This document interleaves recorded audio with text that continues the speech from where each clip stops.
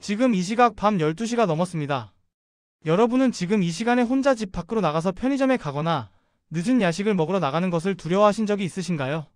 아마 대부분은 그게 뭐 대수냐고 생각하실 겁니다. 하지만 세계의 많은 곳에서는 이것이 생명을 건 모험이 될 수 있습니다. 2023년 미국에서는 총기 관련 사망자가 약 4만 7천 명에 달했습니다. 브라질에서는 한 해에 6만 3천 명이 넘는 사람들이 살해당했습니다. 베네수엘라의 수도 카라카스는 한때 인구 10만 명당 살인율이 무려 100명을 넘어 전쟁터를 방불케 했습니다. 그런데 한국은요? 1997년 밤에 혼자 걷기 두렵다고 답한 사람이 42.4%였는데 2023년에는 18.2%로 절반 이하로 떨어졌습니다. 강도와 폭력 범죄는 지난 10년간 꾸준히 감소했고 2021년 유엔 통계 기준 한국의 살인율은 인구 10만 명당 0.52명으로 세계 최저 수준입니다. 오늘 이 영상에서는 왜 전 세계 외국인들이 한국에 와서 이곳은 천국 같다고 말하는지, 그리고 우리가 당연하게 여기는 이 안전함이 실제로는 얼마나 특별한 것인지 구체적인 사례와 통계를 통해 함께 알아보겠습니다. 먼저 세계 최강 대국이라 불리는 미국의 이야기부터 시작해보겠습니다. 많은 분들이 미국을 꿈의 나라, 기회의 땅이라고 생각하시죠. 하지만 미국의 치안 수준을 들여다보면 놀라운 사실을 발견하게 됩니다. 2016년 기준 미국 전역의 인구 10만 명당 살인 범죄율은 5.4명입니다. 이는 한국의 0.52명과 비교하면 무려 10배가 넘는 수치입니다. 2023년에는 총기 관련 사망자만 약 4만 7천 명에 달했는데 이 중 자살이 58%인 2만 7천여 명, 살인이 38%인 1만 8천여 명이었습니다. 2024년 FBI의 통계를 보면 멤피스는 인구 10만 명당 폭력 범죄율이 2,501건으로 전국 1위를 차지했습니다. 디트로이트는 1,781건, 볼티모어와 클리블랜드도 상위권을 차지했죠. 이 도시들에서는 8개월 만에 100건이 넘는 살인 사건이 발생하는 것이 일상입니다. 더 놀라운 것은 이것이 단순히 일부 위험 지역의 이야기가 아니라는 점입니다. 뉴욕의 브롱스나 할렘, 시카고 남부, 로스앤젤레스의 스키드로 같은 지역에서는 밤만 되면 거리가 텅 비고 사람들은 집 안에 숨어 지냅니다. 심지어 낮에도 이런 지역을 지나갈 때는 신호등이 빨간불이어도 멈추지 않고 그냥 지나가는 것이 안전수칙으로 통할 정도입니다. 미국에는 개인이 소유한 총기가 약 3억 9천만 정에 이릅니다. 인구 100명당 120정이 넘는 비율이죠. 세계 2위인 예멘조차도 100명당 52정 수준인 것과 비교하면 압도적인 수치입니다. 총기가 많다 보니 자연스럽게 총기 범죄도 많아집니다. 전체 살인 사건의 79%가 총기를 사용한 범죄입니다. 미국에 사는 한국인들의 증언을 들어보면 더욱 실감이 납니다. 아파트 주차장에서 밤에 차에서 내리는 것도 무섭고 편의점에 가려면 항상 주변을 살피고 빠르게 다녀와야 하며 지하철에서는 절대 졸면 안 된다는 이야기들이 일상적으로 들립니다. 반면 한국에서는 어떤가요? 새벽 2시에 편의점에서 라면을 끓여 먹고 혼자 술 한잔 하다가 지하철 막차를 타고 집에 가도 아무 문제가 없습니다. 여성이 혼자 밤늦게 귀가해도 이어폰을 끼고 음악을 들으며 걸어도 대부분 안전합니다. 이것이 한국에서는 너무나 당연한 일상이지만 미국을 비롯한 많은 나라에서는 상상조차 할 수 없는 일입니다. 이번에는 남미의 대표적인 국가 브라질을 살펴보겠습니다. 2017년 브라질에서 각종 폭력 사고로 살해당한 사람의 숫자가 무려 6만 3,880명을 기록했습니다. 이는 2016년 대비 3.7% 증가한 수치이고 인구 10만 명당 피살자 수는 30.8명입니다. 이 숫자가 어느 정도인지 감이 오시나요? 인구가 브라질의 10배나 되는 미국에서 2023년 총기 관련 살인 피해자가 1만 8천 명 정도였던 것과 비교하면 브라질의 상황이 얼마나 심각한지 알 수 있습니다. 한국과 비교하면 브라질은 인구 10만 명당 살인율이 약 60배나 높은 수준입니다. 브라질 통계청 보고에 따르면 브라질이 보유한 총기는 모두 1,800만 정이 넘습니다. 이 중 경찰과 군이 보유한 무기는 180만 정이고 나머지 1,600만 정은 민간인이 소유하고 있습니다.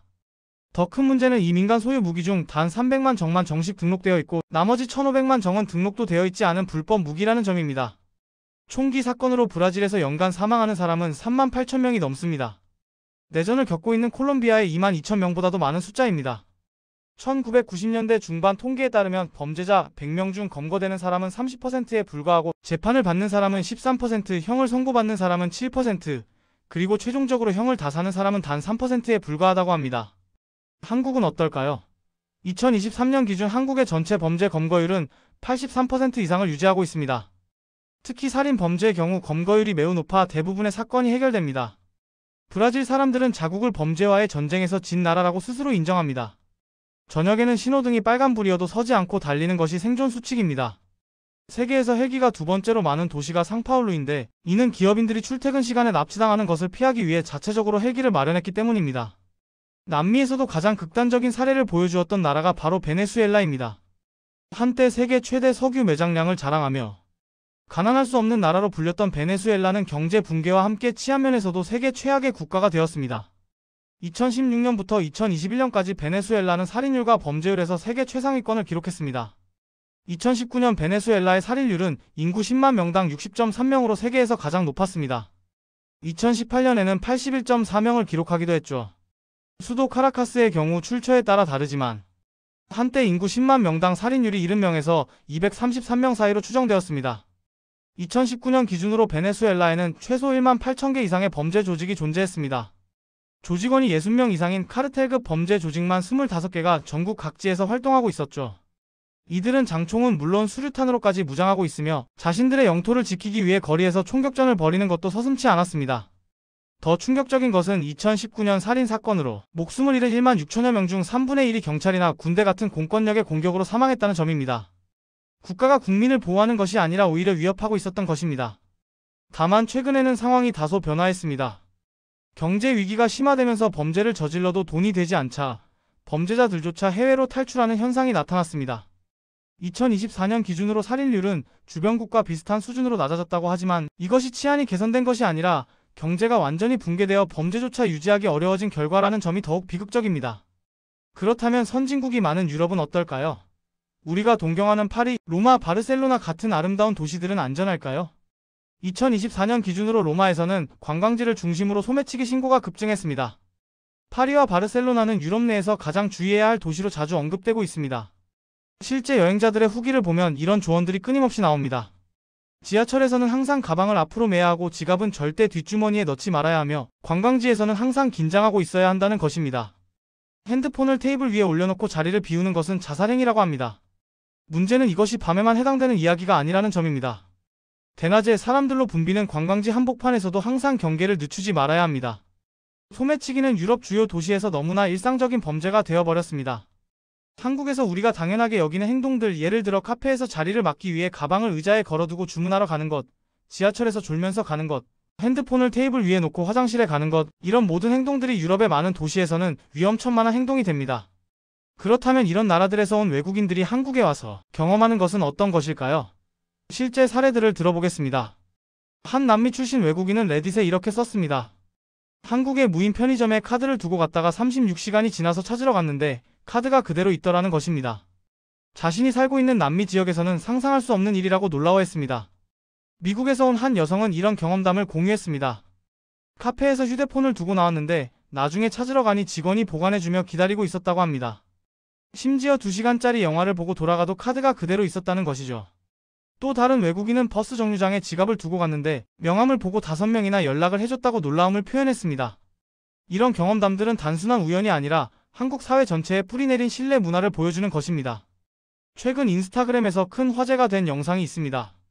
한 외국인이 아파트 복도에 놓인 택배를 촬영하며 택배가 바닥에 그냥 놓여 있다고 내부 공간이 부족할 때 우리는 물건을 밖에 둔다고 설명했습니다.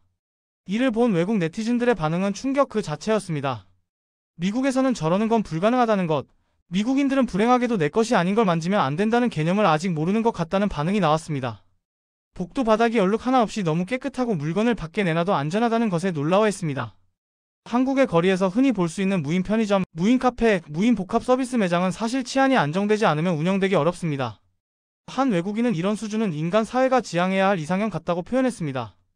할리우드 배우 톰 크루즈는 인터뷰에서 한국은 가장 안전한 나라 중 하나라고 말하며 팬들과 함께 사진을 찍고 한국의 밤거리를 즐기는 모습을 공개했습니다.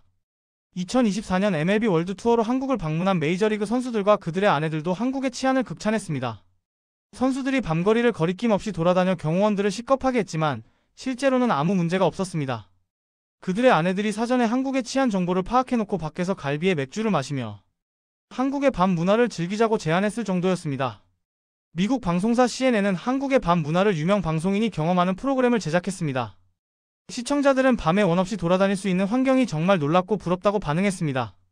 CNN은 한국에서 볼 수 있는 특별한 장점 3가지 중 하나로 한국의 치안을 꼽기도 했습니다. 그렇다면 한국의 치안은 왜 이렇게 좋은 걸까요? 단순히 CCTV가 많아서일까요? 일부에서는 한국의 안전은 감시 카메라 때문이라고 말합니다. 하지만 영국에도 수많은 CCTV가 있지만 치안은 여전히 좋지 않습니다. LA도 CCTV를 많이 설치했지만 한국만큼 안전하지 않죠. 한국 치안의 진짜 비밀은 시민의식에 있습니다. 어렸을 때부터 학교에서 내 물건이 아니면 훔치지 않는다는 교육을 받고 분실물을 발견하면 주인에게 돌려주거나 경찰서에 맡기는 문화가 자리 잡혀 있습니다.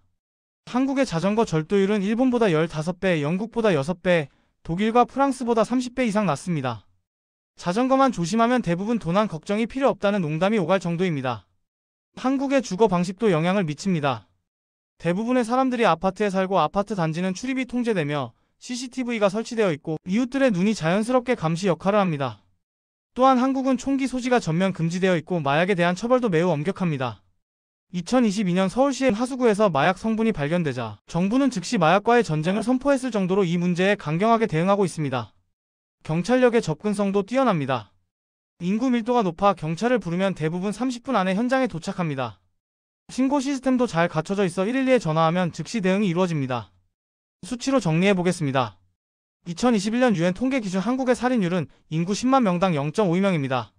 미국의 살인율은 인구 10만 명당 5.4명으로 한국의 10배가 넘습니다.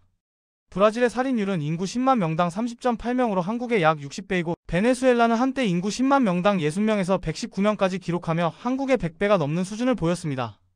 한국에서 밤에 혼자 동네 골목길을 걸을 때 두렵다고 답한 비율은 18.2%입니다.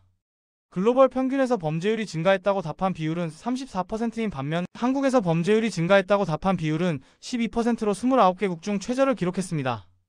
2023년 기준 한국의 전체 범죄 검거율은 83% 이상을 유지하고 있습니다. 특히 살인 범죄의 경우 매우 높은 검거율을 보이고 있어 대부분의 사건이 해결됩니다.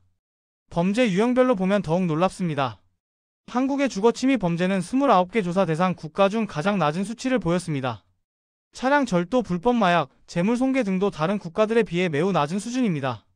한국 국민의 75%가 대한민국이 밤에 혼자 걸어도 안전한 나라라고 생각한다는 조사 결과가 있습니다.